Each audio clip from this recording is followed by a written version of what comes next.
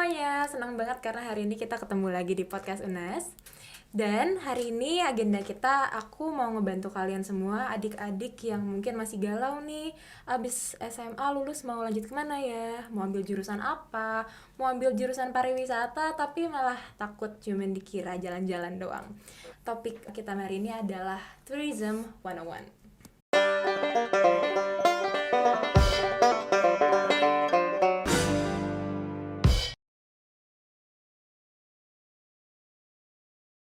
Oh iya, ada peribahasa nih yang namanya tak kenal maka tak sayang, giliran udah kenal malah nggak sayang-sayang. Oh salah. Oh ya, nama saya Bella, mahasiswi tingkat akhir jurusan pariwisata. Tapi sebelum kita mulai lagi, ada tamu spesial nih di samping kita, jauh-jauh dari Bali. Ketua Prodi Pariwisata, Bapak Ramang Demolinggo Empar. Selamat siang Bapak. Selamat siang Bella. Gimana kabarnya Pak hari ini? Alhamdulillah baik. Alhamdulillah, senang mendengarnya Pak. Oke, kemarin saya dengar udah dari Bali nih Pak, ada urusan apa ya? Ya, jadi saya kebetulan memang saat ini lagi studi di Bali untuk ngambil S3 pariwisata. Wow. Dan kebetulan juga dikasih eh, amanah sebagai prodi pariwisata. Jadi ya hanya bolak-balik jadi Jakarta Bali. Jakarta Bali. Nah, ini sekarang posisinya lagi ke Jakarta. Oh begitu. Gimana Pak kondisi pariwisata di Bali? Wah, Semenjak ini PPKM kemarin baru turun ya Pak? ya. Jadi memang Bali ini sangat terdampak dengan pandemi Pariwisatanya. ini. Oke. Jadi dari sekian banyak dampak ini, pandemi ini yang paling terdampak. Dan memang kalau kita lihat dari semua sektor sama, cuman memang pariwisata ini karena eh, sumber pendapatannya adalah pariwisata, Di jadi Bali ya, akhirnya betul. memang berantakan sekali. Dan kalau melihat sekarang Bali sangat terpukul dan semua industri pariwisata tidak bisa bergerak, tidak bisa dirubah menjadi ke pertanian atau mungkin ke jasa-jasa lain. Nah, makanya sangat terdampak dan sangat sepi, apalagi sampai saat ini, sampai dengan detik ini belum dibuka untuk mancanegara. Rencana mungkin dari beberapa planning, tetapi itu tertunda dan tertunda. Nah ini tapi mungkin Oktober ini akan dibuka. Baik. Mudah-mudahan sudah bisa untuk dinikmati oleh Amin. masyarakat Bali, Dan turis asing turis-turis bisa juga. datang ke Bali. Semoga ya Pak, Semoga. keadaan bisa kembali Ya, segera. amin amin. Amin. Oke Pak, jadi hari ini saya udah siapkan beberapa pertanyaan untuk Bapak seputar pariwisata UNAS tentunya. Jadi akan dijawab secara kredibel langsung dari Ketua Prodinya langsung ya. Terima kasih sudah datang Pak hari ini. Yang pasti kita akan menjawab pertanyaan anak-anak SMA yang mungkin lagi galau nih Pak. Mau ngambil jurusan apa? Mau ngambil pariwisata tapi stigma orang tuh masih menempel banget kalau anak pariwisata pasti jalan-jalan doang. Mungkin Bapak bisa jelaskan sedikit nanti tentang mungkin kegiatannya apa saja, ada mata kuliahnya apa saja, apakah ya seputar pariwisata saja kah, destinasi kah, atau masih melebar cakupan ilmunya? Baik, mungkin pertanyaannya saya mungkin tambahkan bahwa bukan hanya stigma jalan-jalannya aja, tetapi pariwisata itu di mata para orang tua, murid, baik ini bahwa pariwisata itu hanya sebatas untuk kerja di hotel, kerja di tempat-tempat yang hiburan gitu. Tetapi nah ini yang mungkin bisa dijelaskan bahwa dengan adanya S1 pariwisata, di mana-mana sudah membuka S1 pariwisata, sehingga ini bisa terjawab. Nah, di UNAS sendiri saat ini sudah dibuka prodi S1 pariwisata, di mana dia berada di bawah Fakultas Ekonomi dan Bisnis, dan sudah sampai dengan hari ini atau saat ini sudah 4 angkatan dan sudah akan meluluskan mahasiswa S1 pariwisata pada tahun ini. Jadi kalau berbicara tentang S1 pariwisata, ini sangat diminati dan sangat dibutuhkan di luar sana, di industri pariwisata. Tidak hanya cuma di industri, tetapi di beberapa pemerintahan maupun di NGO gitu, atau lembaga swadaya masyarakat. Nah, S1 pariwisata ini memang sebelumnya tidak mempunyai konsentrasi, tetapi saat ini kita untuk prodi yang sekarang sudah mempunyai 3 peminatan. Nah, 3 peminatan itu antaranya adalah event tourism industry, kemudian pengembangan destinasi pariwisata, dan yang ketiga adalah akomodasi dan kuliner. Nah, tiga-tiganya ini sudah ada di peminatan saat ini, dibantu dengan tahun ini atau di semester 5 ini Prodi S1 Pariwisata sudah ada yang disebut dengan MBKM. MBKM itu adalah Merdeka Belajar Kampus Merdeka. Nah, kurikulum ini sangat relevan dan sangat terkait dengan industri di luar sana. Dan MBKM ini sudah mulai diterapkan di semester 5 ini. Jadi memang tiga peminatan ini sudah sangat mau akomodir bagi anak-anak SMA yang akan mau masuk ke S1, baik dia mau perhotelan itu hospitality, dia akan bisa masuk di peminatan akomodasi dan kuliner. Kemudian akan tertarik dengan event atau event organizer ya biasanya, itu bisa masuk ke event tourism industry. Kemudian juga ada yang disebut dengan pengembangan destinasi. Nah, itu biasanya lebih kepada desa wisata. Nah, tiga-tiganya ini sudah ada dan itu ada di S1 Pariwisata Universitas Nasional Fakultas Ekonomi dan Bisnis. Oke Pak, karena tadi juga sudah membahas sedikit tentang, ya bahasanya intro tentang pariwisata UNAS nih, mungkin Bapak bisa menjelaskan lagi secara mendalam perbedaan pariwisata UNAS dengan S1 pariwisata di universitas lain. Nah, ini yang menarik, Bel. Perbedaan S1 Pariwisata Fakultas Ekonomi dan Bisnis Di UNAS? di UNAS dengan S1 Pariwisata di luar sana di universitas lain. Nah, kalau di UNAS ini dengan adanya MBKM tadi saya sudah jelaskan bahwa kemudian ada 3 peminatan tadi itu sangat relevan bagi para mahasiswa. Kenapa? Karena kami di Prodi S1 Pariwisata ini mempunyai lab. Nah, dari tiga konsentrasi tadi adalah mengakomodir lab yang ada. Lab ini adalah warisan dari Akparnas. Jadi yang Akparnas ini memang sudah lama di UNAS. Jadi kalau orang tahu bahwa di UNAS itu ada namanya Akparnas, Akademi Pariwisata. Betul sekali, betul. Nah, di sekarang itu sudah lebih kepada S1 yang tadi saya sudah jelaskan. Nah, bagi mungkin para alumni, karena setahu saya Akparnas ini sudah sekitar 46 tahun ya. Sudah lama ya Pak berdirinya. 74 kalau nggak salah dia berdiri sampai dengan hari ini. Nah, itu udah banyak D3 yang bertebaran di industri pariwisata ya. Lulusannya sudah sangat banyak. Dan bisa melanjutkan di S1 pariwisata yang sekarang ini. Jadi kalau orang menanyakan Akparnasnya kemana? Ada, tetapi dilebur menjadi S1 pariwisata sendiri. Nah, 3 peminatan tadi labnya ada yang warisan dari Akparnas tadi. Jadi 3 peminatan ini bisa ada nanti praktik juga di lab itu sendiri. Jadi tidak hanya teori ya Pak yang tidak kita dapatkan di sini nanti. Kemudian tadi pertanyaannya bahwa perbedaannya apa? Universitas Nasional mempunyai lab tadi.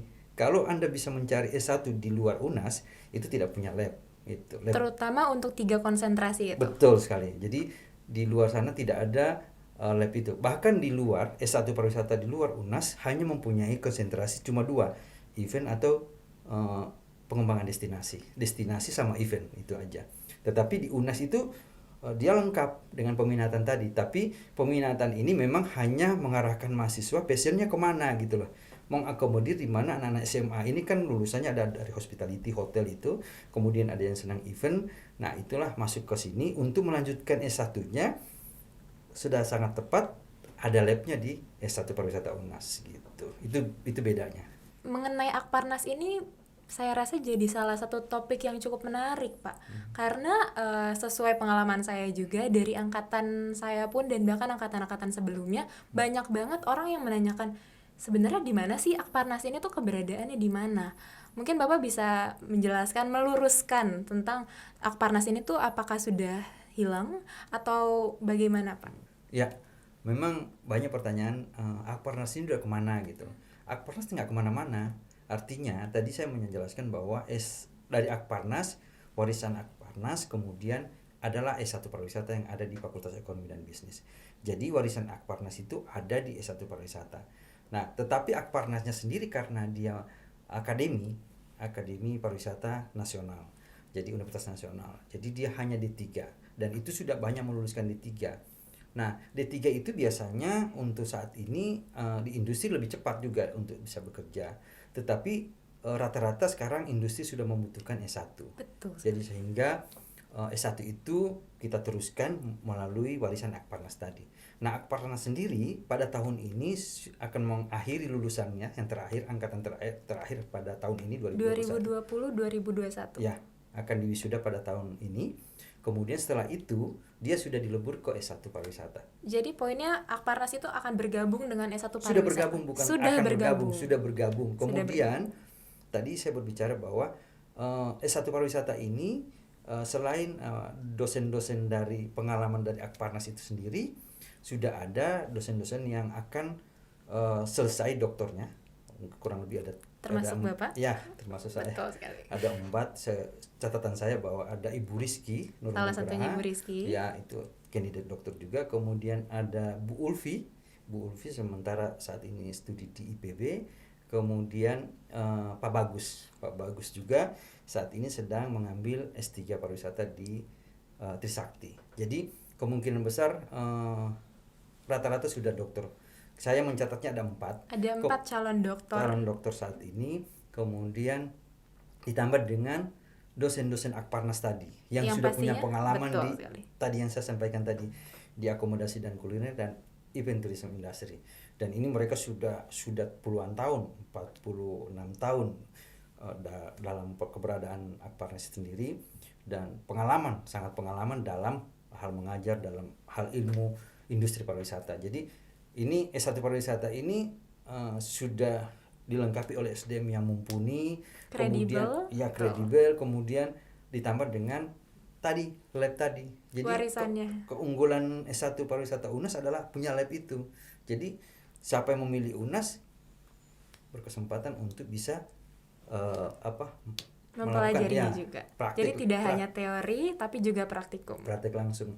Tetapi untuk bicara tentang dengan S1 lain, pariwisata lain, saat ini kan kalau adanya MBKM tidak perlu lagi kita harus memilih yang mana.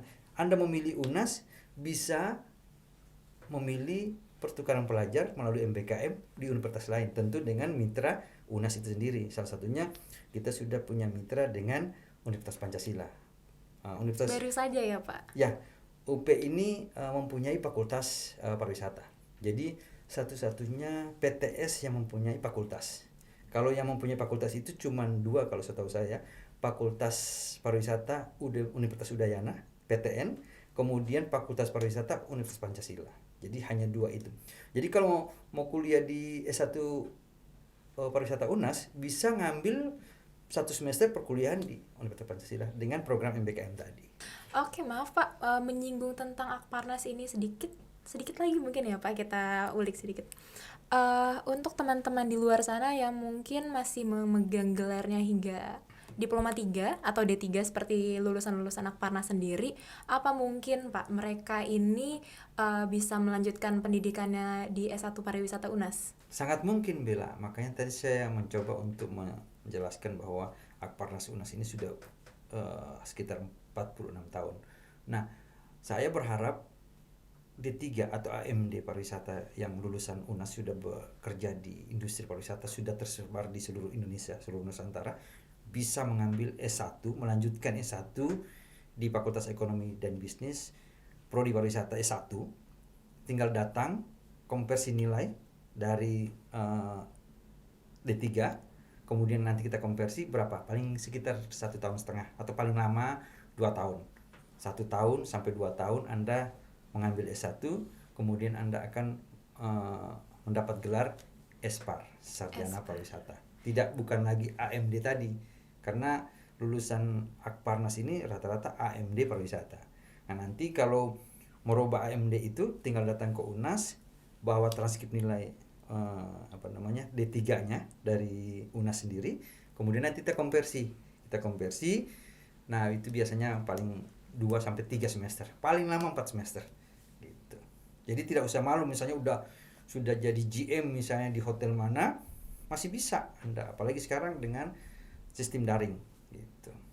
Kalau kuliah daring. mengenai lulusan dari kampus lain atau universitas lain, mungkin dari D3 Universitas Indonesia, mungkin ingin melanjutkan ke S1-nya Universitas Nasional, itu apakah memungkinkan juga, Pak? Memungkinkan karena saat ini kalau di angkatan 2001 ini ada beberapa dari UI Iya, betul yang sekali. vokasi D3 UI pariwisata melanjutkan di UNAS ngambil S1-nya. Masa UI ngambil di UNAS, dari Akparnas sendiri tidak ngambil di UNAS kan? Betul. Ya kira-kira kan begitu. Bahkan mungkin dari STP misalnya yang D3, STP misalnya STP Bandung atau mungkin STP Bali yang D3 untuk melanjutkan S1 bisa kita Sangat konversi. terbuka lebar. Karena tadi 3 peminatan tadi itu sudah kita buka sehingga memungkinkan bagi D3 untuk melanjutkan S1 ngambil S-Par Sarjana Pariwisata di Universitas Nasional.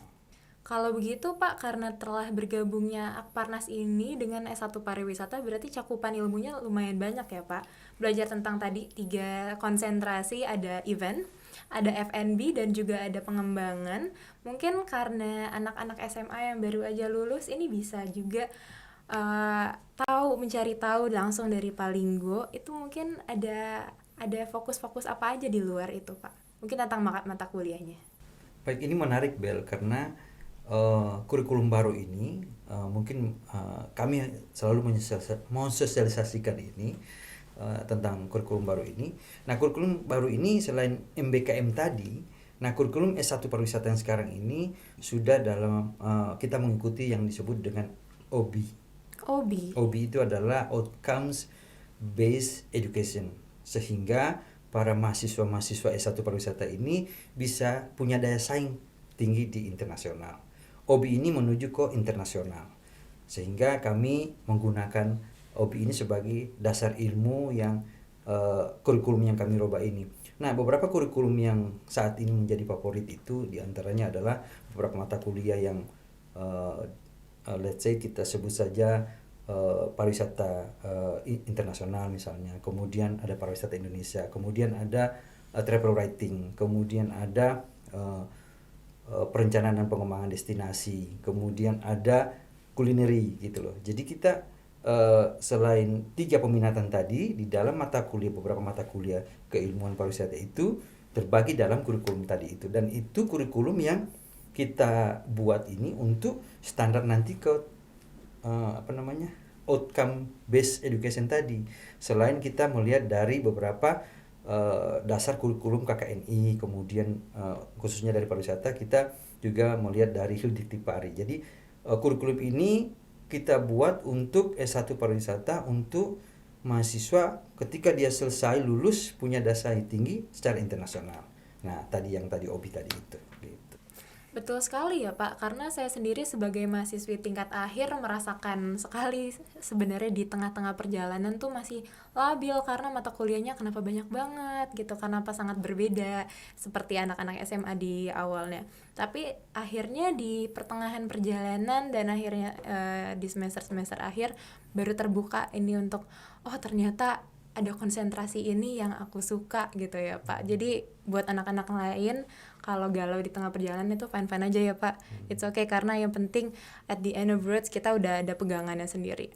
Dan menyinggung tadi tentang pariwisata internasional, aku ingin meluruskan mungkin karena sudah ada Bapak Linggo di sini, kalau stigma masyarakat itu kan anak-anak pariwisata tuh cenderung jalan-jalan doang nih gitu. Padahal ya nggak gitu ya Pak. Walaupun memang benar ada perkataan di mana anak pariwisata itu memang kerjanya jalan-jalan karena setiap hari itu adalah holiday untuk kita. Tapi mungkin Bapak selaku kepala prodi pariwisata bisa menjelaskan, bisa meluruskan kegiatan jalan-jalannya itu apa sebenarnya. Mungkin berapa kali diadakan dan tujuannya itu apa aja? Stigma bahwa anak pariwisata jalan-jalan terus, dan memang itu. Jadi kalau Anda mau kuliah S1 pariwisata memang jalan-jalan gitu loh. Tadi yang Bella sebutkan bahwa every day is holiday. Every day is holiday ada sama S1 pariwisata. Jadi memang kita saat ini kurikulum yang baru ini, mungkin Bella di semester keberapa kemarin itu jalan-jalan Betul, di Pak. dalam Indonesia sendiri sebelum pandemi. Domestik dulu ya Pak. Iya, domestik. Nah, sekarang itu di kurikulum yang baru yang tadi saya sampaikan bahwa kita ada dua mata kuliah yang nanti kalau adik-adik misalnya nanti bergabung dengan S1 pariwisata bisa memilih domestik itu di mata kuliah pariwisata Indonesia. Pariwisata Indonesia. Kemudian kalau untuk bisa jalan-jalan ke luar negeri bisa memilih mata kuliah pariwisata internasional. Dan itu Anda bisa memilih mau dalam negeri atau di luar negeri atau mau pilih dua-duanya bisa. Bisa ya, Gitu. Pak? Pilih dua-duanya bisa. Nanti setiap tahun, setiap angkatan itu bisa jalan-jalan.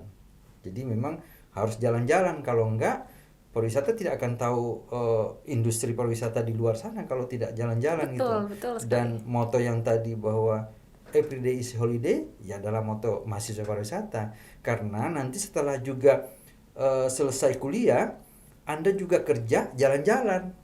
Jadi everyday kerja, everyday juga holiday gitu loh. Jadi memang pariwisata itu kerjaannya adalah jalan-jalan di tempat-tempat yang enak-enak, senang-senang, karena ada juga mata kuliah yang kami sebut dengan recreation. Jadi di sana ada Anda mempelajari tentang bagaimana industri kesenangan itu dipelajari di pariwisata itu sendiri.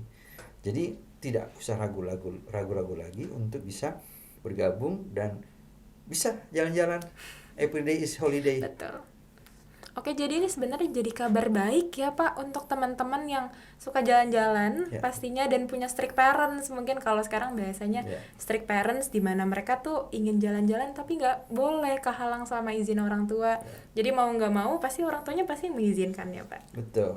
Jadi memang kalau memilih S1 pariwisata sudah tepat, bisa jalan-jalan, bisa mempelajari tentang pariwisata bukan hanya Nusantara tetapi secara dunia, secara internasional. Nah, karena dari tadi Bapak sudah menjelaskan hampir semuanya, mulai dari introduce S1 pariwisata UNAS, mata kuliahnya apa saja, kegiatan jalan-jalannya apa saja. Mungkin sebagai pertanyaan pamungkas dan juga sebagai pertanyaan penutup, sebagai pertanyaan yang paling ditunggu-tunggu mungkin dari orang tuanya, yaitu mungkin prospek kerjanya itu apa aja sih Pak sebagai insan pariwisata di sini? Ini hal yang paling banyak ditanyakan, Bel. Pasti mau Pak. kerja apa setelah S1 pariwisata? Betul sekali. Jadi, memang S1 pariwisata ini kalau yang sekarang ini kurikulum yang kita sudah bentuk ini, yang tadi saya sebutkan bahwa kurikulum ini CPL-nya mencapai OBI, jadi outcome based education. Nah, mahasiswa ini lulusannya bisa bekerja di industri pariwisata pastinya. Kemudian selain industri pariwisata, di NGO juga bisa secara profesional dalam pariwisata itu sendiri. Nah, mereka ini memang kita bekali dengan kurikulum yang sangat dibutuhkan oleh industri. Kemudian satu hal lagi, kami ini untuk kurikulum ini kami mendampingi dengan yang disebut dengan LSP atau dengan sertifikat pendamping ijazah, SKPI biasanya. Nah, itu kami sudah mempunyai beberapa mitra yang sudah kerjasama dengan Prodi S1 Pariwisata UNAS. Itu sudah ada, diantaranya kalau untuk 3 peminatan tadi LSP yang sudah sama-sama dengan kami itu sudah ada. Kalau misalnya memilih konsentrasi event tourism industry, kami mempunyai LSP di bidang itu, sehingga mahasiswa lulus surat pendamping ijazah sangat dibutuhkan di industri itu sendiri. Jadi tidak perlu ragu ketika misalnya selesai UNAS S1 pariwisata, kemudian ada sertifikasi, itu sertifikasinya ada sertifikasi dari 3 peminatan tadi sesuai dengan pilihan mahasiswa itu sendiri. Kemudian ada yang disebut dengan CHSE, jadi sertifikasi untuk yang mahasiswa yang nanti bekerja di industri pariwisata yang harus menggunakan CHSE tadi. Kemudian ada juga yang disebut dengan K3. K3 itu keselamatan dalam industri itu sendiri. Jadi ini penting karena memang ini yang dibutuhkan oleh industri di industri pariwisata itu sendiri. Sehingga mahasiswa ini begitu selesai bisa langsung terjun ke lapangan, kemudian udah siap, nggak ada lagi harus kamu harus ada sertifikat apa lagi, nggak ada. Karena sudah pelatihan dan ada sudah pelatihan. memiliki sertifikat. Betul, sudah ada pelatihan, dan itu ketika selesai sudah ada semuanya sesuai dengan peminatan tadi, 3 peminatan tadi. Kalau dia mau senang di industri event, ya dia ada nanti sertifikasi eventnya. Kemudian kalau dia mau di pengembangan destinasi, juga ada sertifikasi untuk pemanduan misalnya. Itu nanti didampingi dengan kebutuhan di mana dia mau kerja. Kemudian kalau dia memilih misalnya akomodasi dan kuliner, akomodasi kuliner ini adalah hospitality, bisa kerja di hotel, kemudian di transportasi, baik itu travel, itu bisa. Nah itu ada juga, sudah ada didampingi oleh sertifikasi yang kami siapkan tadi gitu. Jadi tidak perlu ragu-ragu, sudah pasti akan mendapat pekerjaan, apalagi S1 pariwisata dibutuhkan di mana-mana. Betul sekali Pak. Berarti sudah terjawab semua ya Pak pembahasan dan pertanyaan-pertanyaan kita hari ini. Baiklah semuanya, sudah sekian wawancara saya dengan Kepala Prodi Jurusan Pariwisata, calon dokter pariwisata Bapak Ramang Demolinggo. Terima kasih banyak Pak sudah bersedia hadir di tengah-tengah kesibukannya. Mungkin sebelum kita menutup podcast hari ini, adakah sepatah dua patah kata dari Bapak? Ya, saya hanya memesan kepada adik-adik yang tadi Bella menyampaikan bahwa banyak yang galau untuk bisa masuk ke S1 pariwisata. Nah ini udah jelas tadi dijelaskan bahwa S1 pariwisata UNAS itu sangat mumpuni untuk dipilih menjadi tempat untuk studi S1 pariwisata. Tempat terbaik ya, untuk menempuh studi. Karena mempunyai 3 konsentrasi, kemudian mempunyai lab pariwisata itu sendiri. Dari saya cukup itu saja. Saya pesan bagi Anda yang mau ngambil S1, baik itu yang baru masuk dari SMK atau SMA, maupun yang melanjutkan dari D3 universitas lain atau dari D3 sekolah tinggi pariwisata lain, bisa masuk ke UNAS, tinggal datang konversi, bawa transkrip nilai, konversi, kemudian bisa melanjutkan S1 pariwisata. Dari saya cukup sekian. Saya ucapkan selamat, salam sehat selalu, kemudian salam pariwisata, wonderful Indonesia, bangga berwisata di negeri sendiri. Baiklah, semoga sehat selalu ya Pak. Sekali lagi terima kasih banyak untuk Bapak telah hadir dari jauh-jauh nih, dari Bali kemarin. Terima kasih banyak sekali lagi. Saya Bella mewakili kru hari ini, pamit undur diri dan salam pariwisata.